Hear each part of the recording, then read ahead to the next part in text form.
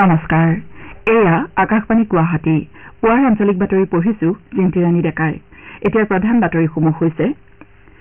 লোকসভা নিৰ্বাচনৰ দ্বিতীয় পৰ্যায়ৰ বাবে আজি প্ৰচাৰ অভিযানৰ সামৰণি ৰাজ্যত এই পৰ্যায়ত 5টা সমষ্টিত নিৰ্বাচনৰ বাবে শাসক বিৰোধীৰ লগতে অন্যান্য ৰাজনৈতিক দলসমূহৰ প্ৰচাৰ অভিযান তুংগত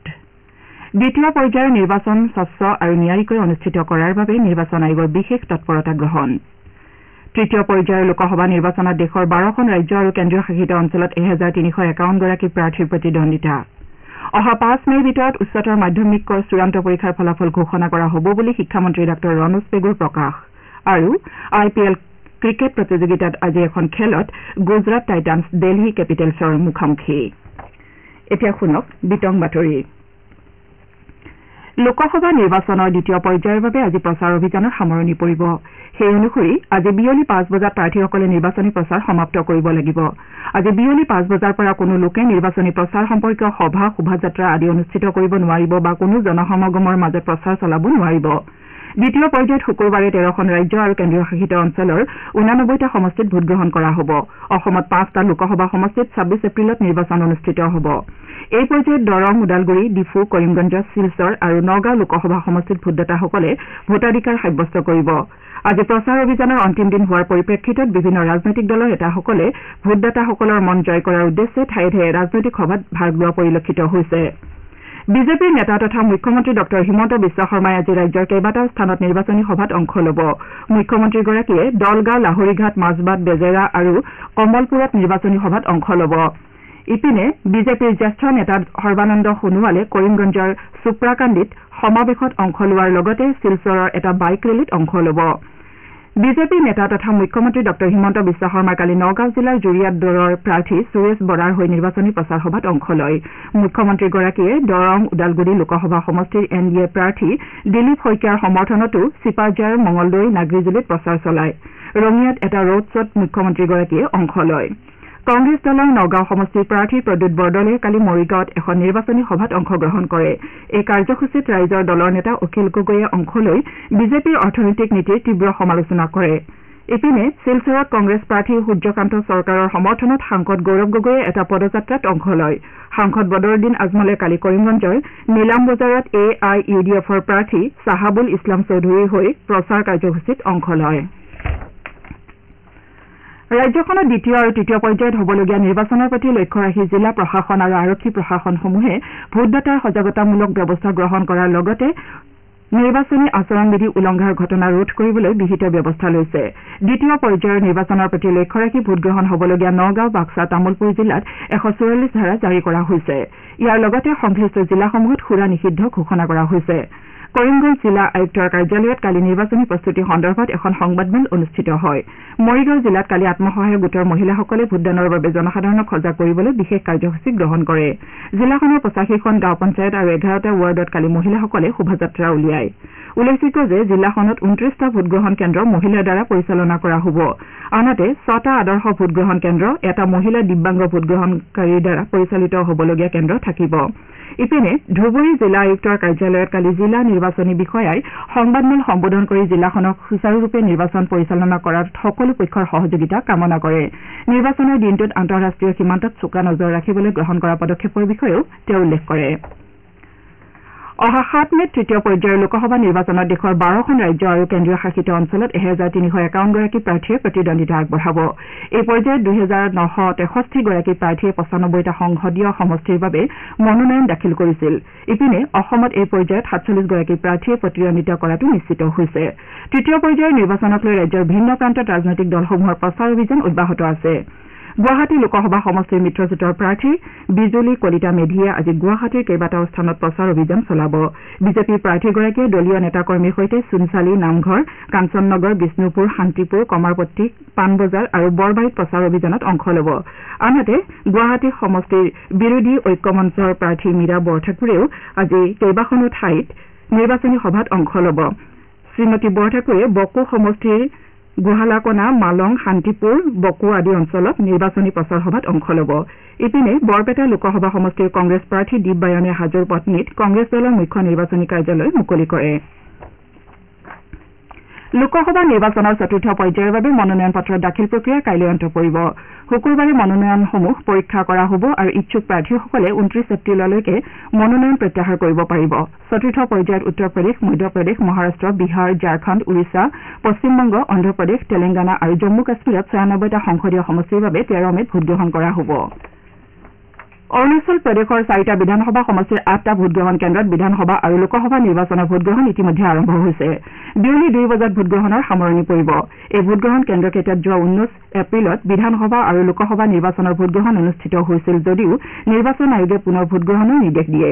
বামিং আৰু নিয়াপিন বিধানসভা সমষ্টিৰ এটাকৈ ভোটগ্ৰহণ কেন্দ্ৰ ৰুংগং সমষ্টিৰ 2টা আৰু নাফছো বিধানসভা সমষ্টিৰ 4টা কেন্দ্ৰত পুনৰ ভোটগ্ৰহণ অনুষ্ঠিত হ'ব ভোটগ্ৰহণ সম্পন্ন হোৱাৰ পাছত আজিয়ে এই ভোটগ্ৰহণ কেন্দ্ৰকেইটাত 17A প্ৰপত্ৰ পৰীক্ষা কৰা হ'ব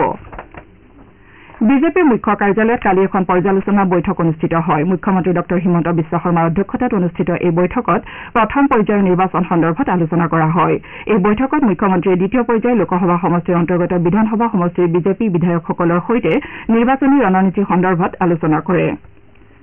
শ্ৰোতাসকলে আঞ্চলিক বাতৰি শুনিছে আকাশবাণী গুৱাহাটী কেন্দ্ৰৰ পৰা শিক্ষামন্ত্ৰী ডাঃ ৰণোজ পেগুৱে 2024 বৰ্ষৰ অসম উচ্চতৰ মাধ্যমিক শিক্ষা সংসদৰ চূড়ান্ত বৰ্ষৰ পৰীক্ষাৰ ফলাফল অহা 5 মেৰ ভিতৰত ঘোষণা কৰা হ'ব বুলি প্ৰকাশ কৰিছে উল্লেখযোগ্য যে ৰাজ্যখনৰ 876টা কেন্দ্ৰত অনুষ্ঠিত উচ্চতৰ মাধ্যমিকৰ চূড়ান্ত বৰ্ষৰ পৰীক্ষাত মুঠ 2,80,216 গৰাকী পৰীক্ষাৰ্থী অৱতীৰ্ণ হৈছিল ইয়াৰে 1,37,484 জন ছাত্ৰ আৰু 1,42,732 গৰাকী ছাত্ৰী অসম উচ্চতৰ মাধ্যমিক শিক্ষা সংসদৰ এটা সূত্ৰই প্ৰকাশ কৰা মতে এইবেলি ফলাফলৰ ক্ষেত্ৰত ষ্টেণ্ড বা স্থান লাভৰ ব্যৱস্থা উঠাই দিয়া নিদিয়া সম্পৰ্কত এতিয়ালৈ কোনো সিদ্ধান্ত লোৱা নাই শিক্ষা সংসদে আলোচনাৰ ভিত্তিত 2 দিনৰ ভিতৰতে এই সম্পৰ্কত সিদ্ধান্ত ল'ব বুলি জানিব পৰা গৈছে আনহাতে ৰাজ্যৰ বিভিন্ন শিক্ষানুষ্ঠানত উচ্চতৰ মাধ্যমিক প্ৰথম বৰ্ষত নামভৰ্তিৰ বাবে শিক্ষা সংসদে কালি দৰ্পণ শীৰ্ষক এটা নামভৰ্তি পৰ্টেল মুকলি কৰিছে ছাত্ৰ ছাত্ৰীসকলে www.dorpan.assamhighersecondary.online.in বা www.assamhighersecondary.gov.in অনলাইনৰ জৰিয়তে আবেদন দাখিল কৰিব পাৰিব অহা 2 মে পৰ্যন্ত আবেদন দাখিলৰ সময়সীমা ধাৰ্য কৰা হৈছে অনলাইন আবেদনৰ দাখিলৰ পিছত 3 মেৰ পৰা 4 মেৰ ভিতৰত শিক্ষানুষ্ঠানসমূহৰ দ্বাৰা যোগ্যতা তালিকা অপেক্ষাৰত তালিকা প্ৰস্তুত কৰা হ'ব 6 পৰা 8 মেৰ ভিতৰত ছাত্ৰ ছাত্ৰীসকলে সংশ্লিষ্ট শিক্ষানুষ্ঠানসমূহত নামভৰ্তি কৰিব লাগিব বুলি জানিব পৰা গৈছে সত্ৰীয়া গৱেষক সাধক পণ্ডিত জিতেন্দ্ৰনাথ প্ৰধানীলৈ এই বৰ্ষৰ মাধৱদেৱ বঁটা আগবঢ়োৱা হৈছে নিৰলস সাধনা আৰু অধ্যয়নেৰে সত্ৰীয় সংস্কৃতিৰ ক্ষেত্ৰখনত উল্লেখযোগ্য বৰঙণি যোগাই অহা আৰু মহাপুৰুষ দুজনৰ আদৰ্শক সাধাৰণ মানুহৰ মাজলৈ বোৱাই নি ইয়াৰ প্ৰচাৰ আৰু প্ৰসাৰৰ ক্ষেত্ৰত অহোপুৰুষাৰ্থ কৰাৰ বাবে 2017 চনৰে পৰা সুন্দৰী দিয়া সত্ৰই একোজন বিশেষ পণ্ডিতক এই বঁটা প্ৰদান কৰি আহিছে মহাপুৰুষ শ্ৰী শ্ৰী মাধৱদেৱে প্ৰতিষ্ঠা কৰা ঐতিহ্যমণ্ডিত বৰপেটাৰ সুন্দৰী দিয়া সত্ৰই প্ৰদান কৰি অহা এই বঁটা পূৰ্বৰ বছৰবোৰত বৰঙাজুলি সত্ৰৰ সত্ৰাধিকাৰ প্ৰয়াত হৰেকৃষ্ণ মহন্ত ওদালগুৰিৰ দেৱৰাজ সাপকাটা আৰু বৰপেটা সত্ৰৰ বুঢ়া সত্ৰীয়া প্ৰয়াত বশিষ্ঠদেৱ শৰ্মাই লাভ কৰিছে অহা 24 মে অৰ্থাৎ 10 জেঠত অনুষ্ঠিত হ'বলগীয়া মহাপুৰুষ শ্ৰী শ্ৰী মাধৱদেৱৰ আৱিৰ্ভাৱ তিথি মহোৎসৱত বিশিষ্ট গৱেষক প্ৰধানীদেৱক এই বঁটা প্ৰদান কৰা হ'ব উল্লেখযোগ্য যে জিতেন্দ্ৰনাথ প্ৰধানীয়ে ৰাজ্যৰ বিভিন্ন প্ৰান্তৰ লগতে পশ্চিম অসম আৰু উত্তৰবংগৰ কোচবিহাৰ তুফানগঞ্জ হৰিপুৰ আলিপুৰদুৱাৰ জলপাইগুৰি আদি অঞ্চলসমূহৰ ৰাইজৰ নামত একশৰণ নামধৰ্মৰ লগতে গুৰু দুজনাৰ অমূল্য অৱদান সত্ৰীয় কৃষ্টি সংস্কৃতিৰ প্ৰচাৰ আৰু প্ৰসাৰ কৰাৰ উপৰি এইসমূহৰ অঞ্চলত সত্ৰ নামঘৰ আদি নিজস্ব প্ৰচেষ্টাৰে প্ৰতিষ্ঠা কৰি অসমৰ বৰ্ণিল আৰু চহকী সত্ৰীয়া সংস্কৃতিৰ বিশ্বমুখী যাত্ৰা অব্যাহত ৰখাৰ ক্ষেত্ৰত অহৰহভাৱে আত্মনিয়োগ কৰি আহিছে চিৰাং জিলাৰ কাজলগাঁও সদৰ থানাৰ অন্তৰ্গত ঢালিগাঁৱৰ বৰতালুৱাত কালি নিশা সংঘটিত অগ্নিকাণ্ডৰ ঘটনাত এটা পৰিয়ালৰ বাসগৃহ ভস্মীভূত হোৱাৰ লগতে কেইবা লক্ষাধিক টকাৰ সা সম্পত্তি বিনষ্ট হয় পৰিয়ালটোৱে ব্যৱহাৰ কৰা ৰন্ধন গেছৰ পৰা এই অগ্নিকাণ্ডৰ ঘটনা সংঘটিত হৈছে বুলি জানিব পৰা গৈছে IPL ক্ৰিকেট প্ৰতিযোগিতাত আজি দিল্লীৰ অৰুণ জেটলী ষ্টেডিয়ামত হ'বলগীয়া এখন খেলত গুজৰাট টাইটান্ছ দিল্লী কেপিটেলছৰ সন্মুখীন হ'ব খেলখন সন্ধিয়া 7:30 বজাত আৰম্ভ হ'ব ইফালে লক্ষ্ণৌ ছুপাৰ জায়ান্টছে যোৱা নিশা চেন্নাইৰ M.A. চিদাম্বৰম ষ্টেডিয়ামত অনুষ্ঠিত এখন খেলত চেন্নাই ছুপাৰ কিংছক 6 উইকেটত পৰাস্ত কৰে খেলখনত চেন্নাই ছুপাৰ কিংছে প্ৰথমে বেট ধৰাৰ আমন্ত্ৰণ লাভ কৰি নিৰ্ধাৰিত 20 অভাৰত 6টা উইকেট হেৰুৱাই 210 ৰান কৰে চেন্নাইৰ হৈ অধিনায়ক ঋতুৰাজ গায়কোৱাডে সৰ্বাধিক 108 ৰান কৰাৰ বিপৰীতে শিৱম ডুবে 66 ৰানৰ বৰঙণি আগবঢ়ায় প্ৰত্যুত্তৰত লক্ষ্ণৌ ছুপাৰ জায়ান্টছে 19 অভাৰ আৰু 3টা বলত 4টা উইকেটৰ বিনিময়ত 213 ৰান সংগ্ৰহ কৰে লক্ষ্ণৌ ছুপাৰ জায়ান্টছৰ হৈ মাৰ্কাছ ষ্টয়নিছে 63টা বলত 124 ৰান কৰি আউট নোহোৱাকৈ থাকে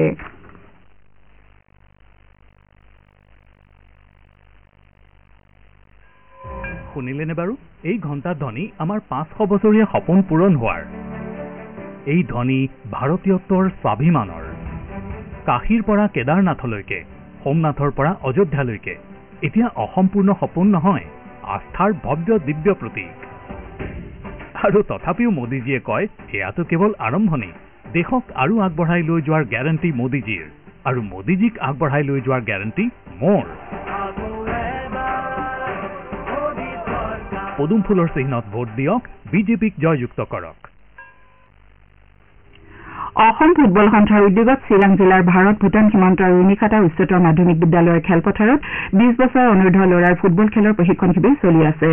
অসমৰ বিভিন্ন প্ৰান্তৰ 22জনীয়া প্ৰতিভাৱান খেলুৱৈয়ে এই প্ৰশিক্ষণ শিবিৰত অংশ লৈছে অহা 11 মেৰ পৰা ছত্তীশগড়ৰ নাৰায়ণপুৰত অনুষ্ঠিত হ'বলগীয়া স্বামী বিবেকানন্দ ৰাষ্ট্ৰীয় ফুটবল প্ৰতিযোগিতাত এই শিবিৰৰ খেলুৱৈসকলে অংশগ্ৰহণ কৰিব খেলুৱৈসকলক প্ৰেৰণা আৰু মনোৰঞ্জন দিয়াৰ লক্ষ্যৰে কালি ময়দান নামৰ চলচ্চিত্ৰ এখন প্ৰদৰ্শন কৰা হয় চিৰাঙৰ চাপাগুৰিস্থিত ইউনিভাৰ্চেল ষ্টুডিঅ'ত অসম ফুটবল সন্থাৰ সম্পাদক ডক্টৰ চাংৰাং ব্ৰহ্মৰ তত্বাৱধানত উদীয়মান ফুটবল প্ৰতিভাক উৎসাহিত কৰাৰ বাবে অসম ফুটবল সংস্থাই এই পদক্ষেপ গ্ৰহণ কৰিছে এতিয়া শুনক আজি গুৱাহাটীৰ পৰা প্ৰকাশিত দৈনিক কাকতসমূহৰ প্ৰথম পৃষ্ঠাৰ বাতৰিত চমু অৱলোকন আগবঢ়াইছে ইভা মহন্তই লোকসভা নিৰ্বাচনৰ বাবে আজি প্ৰচাৰ অভিযানৰ সামৰণি পৰিব গুৱাহাটীৰ পৰা প্ৰকাশিত প্ৰতিখন বাতৰি কাকতে গুৰুত্ব সহকাৰে প্ৰথম পৃষ্ঠাত এই বাতৰিটো প্ৰকাশ কৰিছে দৈনিক অসম কাকতে 5 সমষ্টিত আজি প্ৰচাৰৰ সামৰণি শীৰ্ষৰ শিৰোনামেৰে বাতৰিটো প্ৰকাশ কৰিছে নিৰ্বাচন আয়োগৰ তথ্য অনুসৰি 26 এপ্ৰিলত 5টা সমষ্টিত 9133টা কেন্দ্ৰত ভোটগ্ৰহণ কৰা হ'ব ৰিজিজু মন্তব্যত ৰাজ্যৰ ক্ষোভৰ অগণি শীৰ্ষৰ শিৰোনামেৰে অসমীয়া প্ৰতিদিন কাকতে প্ৰথম পৃষ্ঠাত প্ৰকাশ কৰিছে চাকমা হাজং শৰণাৰ্থীক অসমত সংস্থাপনক লৈ ৰাজনীতি উত্তাল হোৱাৰ খবৰটো প্ৰকাশ কৰিছে একেটা বিষয়কে অৰুণাচলৰ বোজা বহন কৰিব অসমে শীৰ্ষক শিৰোনামেৰে আমাৰ অসম কাকতে আৰু ৰিজিজুৰ বক্তব্যক নস্ৰাত মুখ্যমন্ত্ৰীৰ শীৰ্ষক শিৰোনামেৰে অসমীয়া খবৰ কাকতে প্ৰথম পৃষ্ঠাত গুৰুত্ব সহকাৰে প্ৰকাশ কৰিছে বিজেপিৰ সভালৈ হিলদল ভাঙি আহিল সংখ্যালঘু শীৰ্ষক শিৰোনামেৰে ৰূপহী সামগুৰিত মুখ্যমন্ত্ৰীৰ বিশাল প্ৰচাৰ সভাৰ বাতৰিটো নিয়মীয়া বাৰ্তা কাকতে প্ৰথম পৃষ্ঠাত গুৰুত্ব সহকাৰে প্ৰকাশ কৰিছে বিপথে পৰিচালিত বিজ্ঞাপন গোচৰৰ শুনানিত মঙলবাৰে উচ্চতম ন্যায়ালয়ে যোগগুৰু ৰামদেৱৰ পতঞ্জলি আয়ুৰ্বেদক ৰাজহুৱা ক্ষমাৰ বিষয়টোলৈ প্ৰশ্ন উত্থাপন কৰে এই বিষয়টো দি আছাম ট্ৰিবিউন কাকতে প্ৰথম পৃষ্ঠাত প্ৰকাশ কৰিছে 24 এপ্ৰিলৰ সন্ধিয়া 5 বজাৰ পৰা 26 এপ্ৰিলৰ সন্ধিয়া 5 বজালৈকে সম্পূৰ্ণ 48 ঘণ্টাৰ বাবে ড্ৰাই ডে প্ৰযোজ্য হ'ব দ্য চেণ্টিনেল কাকতে প্ৰথম পৃষ্ঠাত এই বাতৰিটো প্ৰকাশ কৰিছে সংখ্যালঘু ভোটক লৈ তিনি পক্ষৰ যুঁজ শীৰ্ষক শিৰোনামেৰে দৈনিক জনভূমি কাকতে নগাঁও কৰিমগঞ্জত ৰাজনৈতিক দৃশ্যপটৰ বাতৰিটো প্ৰথম পৃষ্ঠাত প্ৰকাশ কৰিছে মেৰুকৰণৰ অধিক কঠোৰ কৌশল মোদীৰ শীৰ্ষক শিৰোনামেৰে দৈনিক অগ্ৰদূত কাকতে প্ৰথম পৃষ্ঠাত প্ৰকাশ কৰিছে ৰাজস্থানৰ টং জিলাত মঙলবাৰে অনুষ্ঠিত এখন নিৰ্বাচনী সমাৱেশত প্ৰধানমন্ত্ৰী নৰেন্দ্ৰ মোদীয়ে আগবঢ়োৱা মন্তব্য সন্দৰ্ভত গুৰুত্ব সহকাৰে এই বাতৰিটোত প্ৰকাশ কৰা হৈছে এয়া আছিল আজি গুৱাহাটীৰ পৰা প্ৰকাশিত বাতৰি কাকতসমূহৰ প্ৰথম পৃষ্ঠাৰ বাতৰিৰ চমু অৱলোকন ধন্যবাদ ইভা ভাৰতে পৰৱৰ্তী বিশ্ব এথলেটিক্স ৰিলে 2024 প্ৰতিযোগিতাৰ বাবে 15জনীয়া ৰিলে দলৰ সদস্যসকলৰ নাম ঘোষণা কৰিছে পেৰিছ অলিম্পিকৰ যোগ্যতা অৰ্জনকাৰী প্ৰতিযোগিতা হিচাপে গণ্য কৰিবলগীয়া এই প্ৰতিযোগিতাখন অহা 4 আৰু 5 মেত বাহামাৰ নাছাউত অনুষ্ঠিত হ'ব ঘোষিত ভাৰতীয় দলটোৰ খেলুৱৈসকলে পুৰুষ মহিলা আৰু মিক্স শাখাৰ 4x400 মিটাৰ ৰিলে দৌৰত দেশক প্ৰতিনিধিত্ব কৰিব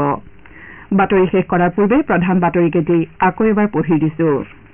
লোকসভা নিৰ্বাচনৰ দ্বিতীয় পৰ্যায়ৰ বাবে আজি প্ৰচাৰ অভিযানৰ সামৰণি ৰাজ্যত এই পৰ্যায়ত 5টা সমষ্টিত নিৰ্বাচনৰ বাবে শাসক বিৰোধীৰ লগতে অন্যান্য ৰাজনৈতিক দলসমূহৰ প্ৰচাৰ অভিযান তুংগত দ্বিতীয় পৰ্যায়ৰ নিৰ্বাচন স্বচ্ছ আৰু নিয়াৰিকৈ অনুষ্ঠিত কৰাৰ বাবে নিৰ্বাচন আয়োগৰ বিশেষ তৎপৰতা গ্ৰহণ তৃতীয় পৰ্যায়ৰ লোকসভা নিৰ্বাচনত দেশৰ 12খন ৰাজ্য আৰু কেন্দ্ৰীয় শাসিত অঞ্চলত 1351 গৰাকী প্ৰাৰ্থীৰ প্ৰতিদ্বন্দ্বিতা